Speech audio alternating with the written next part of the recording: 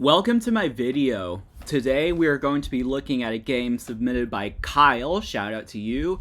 He is 1200 Blitz and I believe like 1500 Rapid or something like that, and I thought it was very interesting because he had a nice finish to the game, kind of like last video.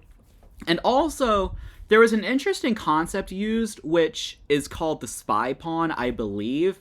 However, I was researching and I realized that it's not really used that much these days, so maybe I'm just getting old. It's just a concept I remembered from 7 years ago or something like that. But the concept of a spy pawn is very interesting because if you're defending, you sort of use your opponent's pawn against them. And if you don't know what I'm talking about, you'll just have to watch the video and find out. So yeah, this will be the last video in this room. Well, for now, who knows if we'll do it in the future, but next video, I should be back in my apartment, so I am very excited about that. And yeah, let's get to the chess.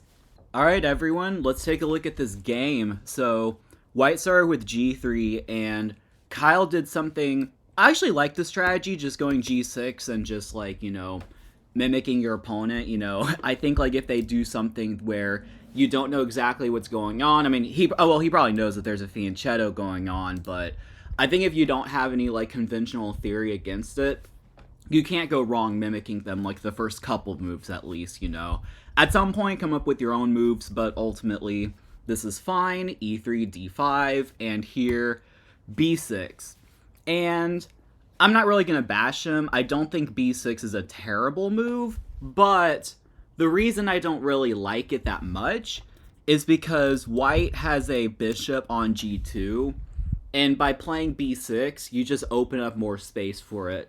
So if White just plays a move like C4, then suddenly it gets a little bit uncomfortable. Sure, you can play a move like, C6, for example, but then Knight C3, and it's just kind of uncomfortable, having to just put your pawns out like this. Having both G and E can be uncomfortable because of the weaknesses it creates. Maybe D4 gets played here or something like that. I mean, again, I don't think it's terrible, but I wouldn't have played B6. I think if anything, C6 is probably better just to try to blunt this bishop. You're taking that opposite strategy. Rather than B6 opening the bishop, you play C6, so you sort of have this wall against the bishop. And so if White plays a move like C4, now this is just much more solid. Maybe E6 went objectively. Yeah, I think E6 is actually good. I know I said earlier that E6 and G6 combined is weak, but this is just much more solid. Very hard to break through. So, anywho, B6, some more moves were played. D4, Knight D7, Knight D2, C5. A move I really like, just trying to pressure the center with the pawn. It should be known that if there's pawns on D4 and D5, whether it be some Queen's Gambit type of position or even a London or any D4, D5 opening, you should try to incorporate C5 if you have the black pieces so that you fight for control of the center, because White's going to do the same, and if they get the better center than you, then they're going to lap you. So you got to watch for that. C3, Knight F6, F3, some more moves were played, H5. And I like this strategy. There's no rush to castle the king. The center is relatively locked, although White could play E4, but you can always castle and move later. And by playing H5, you exploit the potential weaknesses that White created on the king side by fianchettoing the bishop. And the reason that's important is because you're one move closer to being able to play H4 and initiate contact with the pawns. So if the pawn were back on G2, it would take longer to get your pawn to contact theirs. I know it's only one move, but in chess, one move can make a huge difference. And the reason that the contact is important is because either, or something different happened in the game, but generally what's going to happen is either you're going to take and open the H file, or your opponent is going to take, and then you get to open the H file. And if you're the side who's being attacked by an H pawn, don't take it. Just don't even think about it. Even if you have a knight on F3 that can take it, I would be very careful, because sometimes black can just sacrifice the rook for the knight. It would be an exchange sacrifice, but you're just ripping open the king side. So that is what Kyle's plan is, just to go h5, h4, and try to weaken the king further. So let's see how white responds. e4, striking in the center, that's what I like. h4, e5. e5 is interesting. I didn't properly analyze this. It seems like the good move, although if you look at it objectively, now Black's attack is even more justified because the center is locked. However, Black made an interesting decision. Rather than move the knight, though I will be completely fair, there's not a great square to move it to. h5 is just not good, although it might just be the best move. Actually, Black's sequence was the best by the computer. I did not check that, so I will have to remove this. I think it's like a dubious move symbol, so I will remove the annotation. In fact, we'll make it interesting. So Black sacrificed a piece. So h takes g3, e takes f6, g takes h2. So let's talk about what's going on. So it might seem like Black is doing great. They've successfully shredded open the king. They've eliminated 2 kingside pawns. Essentially, well, it wasn't even that much of a sacrifice, but Black won 3 pawns for the piece. But what's the spy pawn concept that I've been talking about? Well, notice the pawn on h2. At first, it looks very strong. It's right next to the king, it's protected by the rook, it's covering a critical g1 square. However, what's very important is that the pawn, it's a spy pawn because it's actually preventing you from being able to succeed your attack. So, as we see like later, you can have all this pressure on the king side, all this imaginary pressure, I should say, on the king side, a rook and a queen on the h-file, and the king is on the h-file. However, none of that matters because of your spy pawn. So that's a good concept to know. And so sometimes if a pawn is taken on like h2 or h7 with check, now here taking's illegal, but even if you have the option, sometimes it's just better to play king h1 so that you sort of use your opponent's pawn against them. Now, I will completely admit, I don't know why it's called a spy pawn.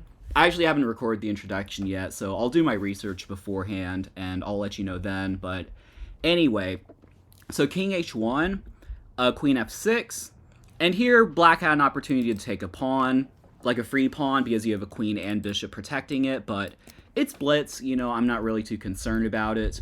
Queen h5. Once again, all this pressure, but the pawn prevents you from being able to do anything. And in fact, because of that, white is slightly better in these lines, which is insane. You'd think that Black has all the pressure, but it's just not the case.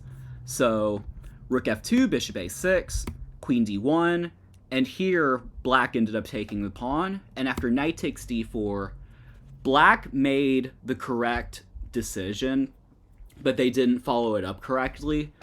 Kyle played bishop takes d4, which is correct.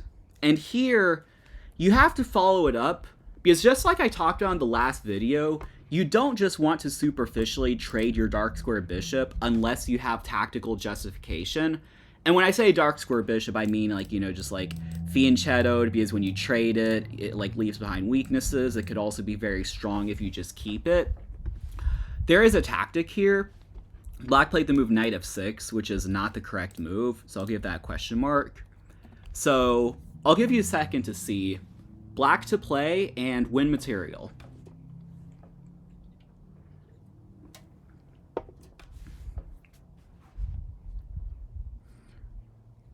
Alright, so if you need some more time, feel free to pause the video. Note the awkward placement of this rook.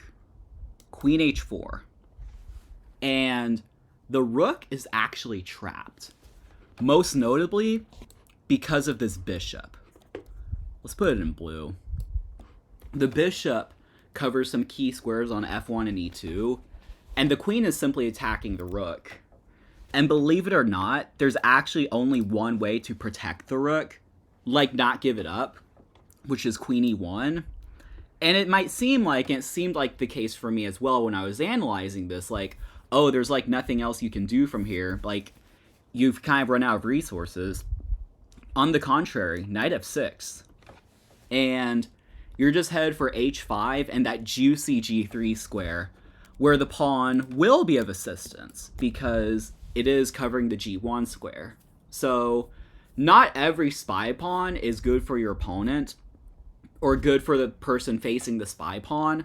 Sometimes it's useful to block off an attack, but other times, you know, it's a pawn one square away from queening for a reason. So, anywho, that would have been an interesting opportunity. Although it is blitz, it's hard to see a move like queen h4. I don't even know if I would necessarily see it with 43 seconds left on my clock. So, knight f6, knight f1, and here queen h4 was played, and black actually found this idea with knight h5, but then after bishop e3, they got the move order wrong. They played knight g3 check, which you shouldn't do because white can just trade. So what do you do to prepare knight g3? Well, it's a concept called remove the defender. So which piece is preventing knight g3 from just being winning? The knight. And can you take the knight? Absolutely. Just take it. And then knight g3 is just brutal. You know, if like queen takes, for example, this is mate, not to mention a fork, but a fork doesn't matter if there's checkmate on the board. And like if rook takes, knight g3 is not quite mate, but you'd have to sacrifice the queen. Well, you're not going to go queen h3, but you'd sacrifice the queen and then you're good to go. So, anywho, but again, this is blitz, so these mistakes are, you know, just like not the worst in the world. And the game actually had a pretty cool ending. Black put a rook on the c file trying to activate it. That's pretty good. And bishop e5, bishop d3. I mean, the players are just shuffling. I'm not really going to criticize them that much. Unless white plays this move rook a2, which is what they did. And at first, rook a2 looks like a good defensive resource. You don't see the need to trade, although trading is actually best because it would like kind of force black to trade queens. And then, you know, with white having an extra piece, black's, you know, play is questionable, or black's position is questionable. But anywho, I mean, rook a2 is oftentimes a good defensive resource because you're doing what's called an x-ray defense. You're x-ray defending the rook. However, black to play, and once again win material. So I'll give you a couple of seconds. Make sure to watch for undefended pieces. Which one of white's pieces is unprotected? The queen. Rook takes a2. And white resigned. White resigned because simply you win a rook, and if you recapture the rook, then the queen is hanging. Queen takes e1, and it's game over.